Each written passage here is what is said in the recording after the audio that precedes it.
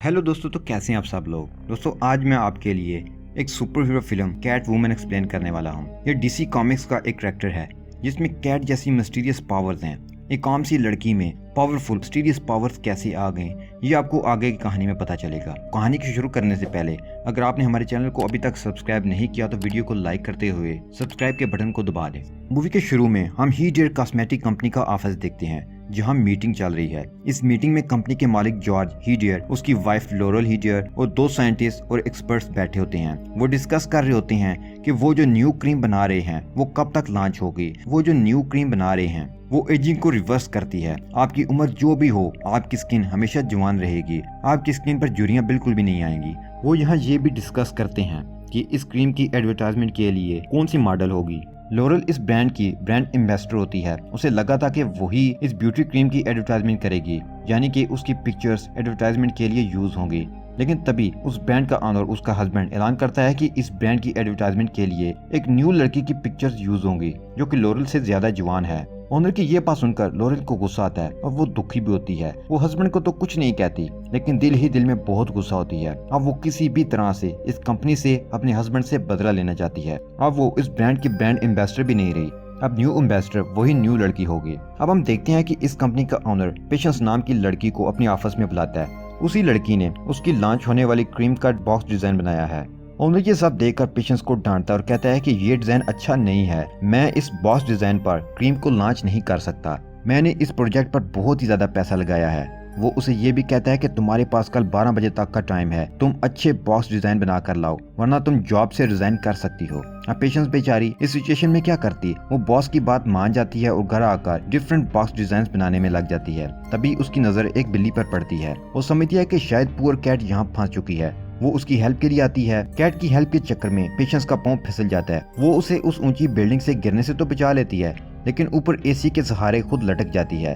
दूसरी तरफ detective Tom अपनी गाड़ी में कहीं जा रहे होते हैं। तभी उनकी नजर पेशेंस पर पड़ती है। उन्हें लगता है कि पेशेंस सुसाइड करने लगी है। वो जल्दी से उसके कमरे की तरफ भागते हैं। इससे पहले कि पेशेंस नीचे गिरती, टॉम उसे बचा लेता है। अब दोनों बातें करने लगते हैं। टॉम पेशेंस को बताती है कि मैं सुसाइड नहीं कर रही थी, बल्कि उस कैट को बचा रही थी।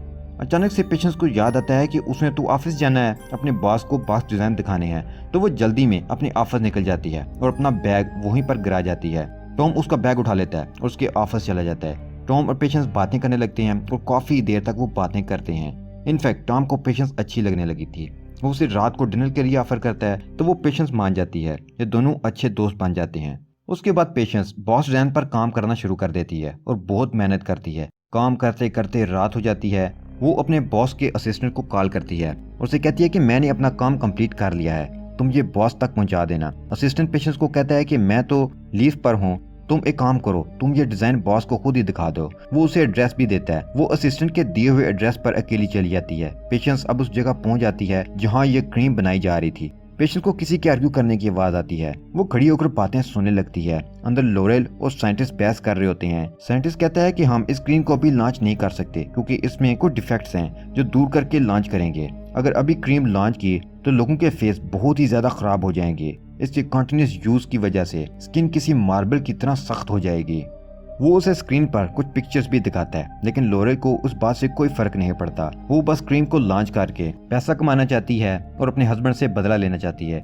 लेकिन इस सब के लिए साइंटिस्ट एग्री नहीं करता। वो कहता है कि मैंने हमेशा लोगों की हेल्प की है, मैं नहीं चाहता कि लोगों का पैसा और स्किन बर्बाद हो। इन दोनों को ये बातें पेशेंस भी सुन लेती है। तभी वो किसी चीज से टकराती है और सबको आवाज चली जाती है। अब लॉरेल और साइंटिस्ट को भी पता चल जाता है कि कोई है जो इन सब की बातें सुन रहा है। लॉरेल सिक्योरिटी को बुलाती है, जो कोई भी है उसे ढूंढ कर लाओ। वो सब पेशेंस को ढूंढना शुरू कर देते हैं। पेशेंस वहाँ से भागना शुरू कर देती है और डर कर खुद को टनल में बंद कर देती है। लॉरेल को अब पता चल जाता है कि ये तो पेशेंस है और टनल में बंद है। लॉरेल टनल को लॉक करवा कर उसमें पानी छोड़ने का आर्डर देती है तो टनल में पानी छोड़ दिया जाता है, जिससे पेशेंस की डेथ हो जाती है और वो रिवर में जा गिरती है। तभी एक कैट वहाँ आती है और किसी तरह पेशेंस को लेकर किनारे तक ले आती है।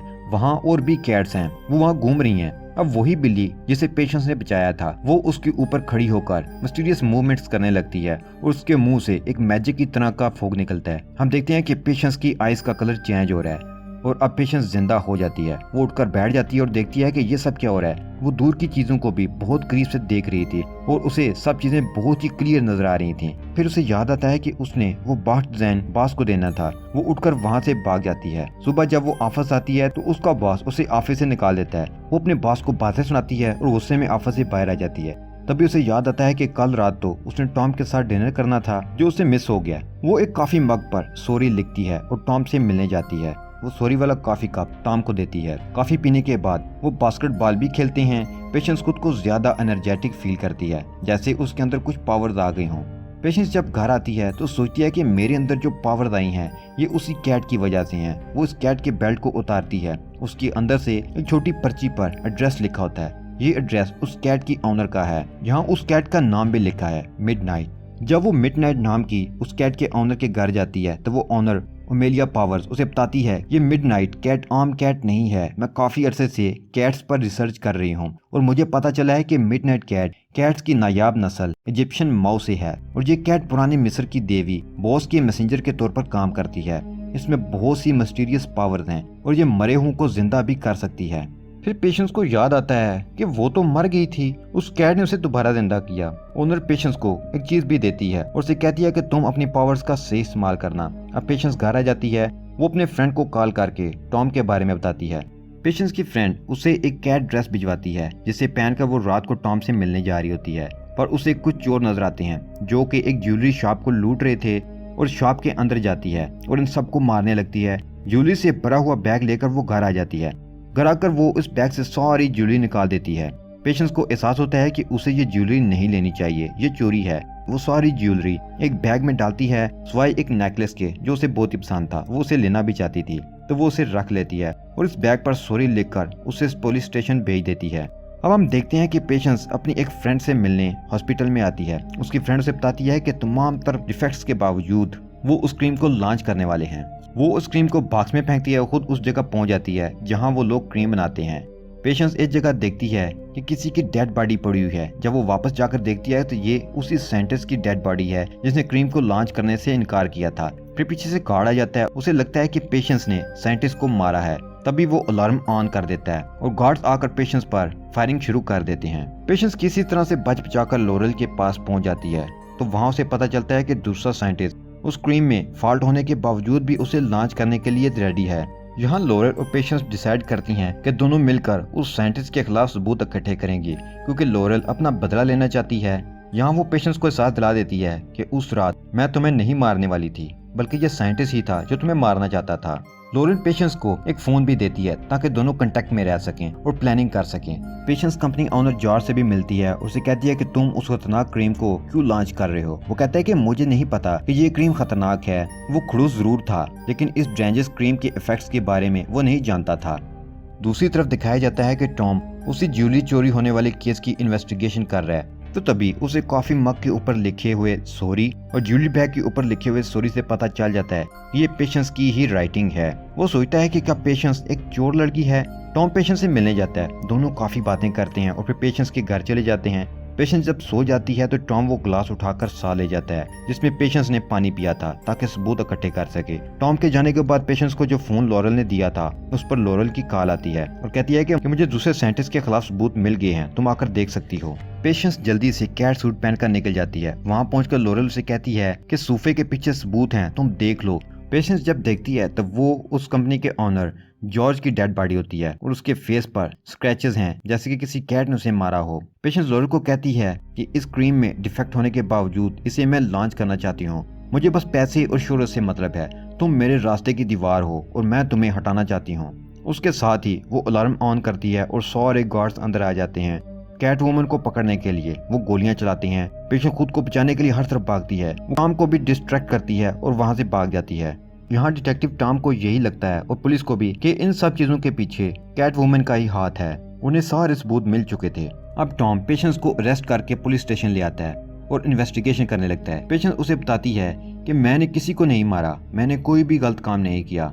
वो उसे सारा कुछ एक्सप्लेन करती है तो टॉम उसकी बात मान जाता है। लेकिन जूरी वाले केस में उसे जेल के अंदर रखता है क्योंकि बैग पर तो सॉरी उसी की राइटिंग से लिखा हुआ था। पेशेंस जेल में सैड बैठी होती है, तभी वहाँ कैट आती है और वो इजिली जेल में एंटर हो जाती है। पेशेंस समझ जाती है कि ये तो वही कैट है, अगर ये कैट जेल के अंदर आ सकती है तो मैं भी अपनी बॉडी को स्ट्रेच करके बाहर जा सकती हूँ। वो उठकर जेल से बाहर चली जाती है। दूसरी तरफ लॉरेल उस क्रीम को लॉन्च करने वाली होती है, तभी पेशेंस वहाँ पहुँच जाती है।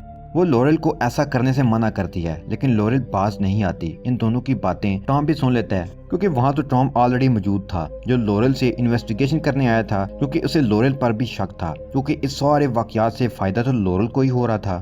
यहाँ से पता चल जाता है कि लॉरेल गलत है और पेशेंस ठीक है। लॉरेल और पेशेंस की फाइट होने लगती है। लॉरेल और कैट वुमन की बहुत ही जबरदस्त फाइट होती है, लेकिन कैट वुमन उसे पिछाड़ देती है और वो बिल्डिंग से नीचे गिरने वाली होती है। गिरने से पहले जब वो ग्रिल को पकड़े हुए लटकी हुई होती है, वो देखती है कि उसका फेस भी बुरी तरह खराब हो रहा है, क्योंकि वो ये क्रीम खुद भी जवान रहने के लिए यूज कर रही थी। तो वो अपना हाथ छोड़ देती है और वो नीचे गिर जाती है और उसी टाइम उसकी डेथ हो जाती है। टॉम लॉरेल को कहता है कि दुनिया को लगेगा कि लॉरेल को कैट वुमन ने मारा है और पेशेंस तो जेल में है। पेशेंस इस बात को समझ जाती है और वापस जेल चली जाती है। टॉम अब पेशेंस को इस केस से आज़ाद करवा देता है और यहीं पर यह मूवी एंड हो जाती है।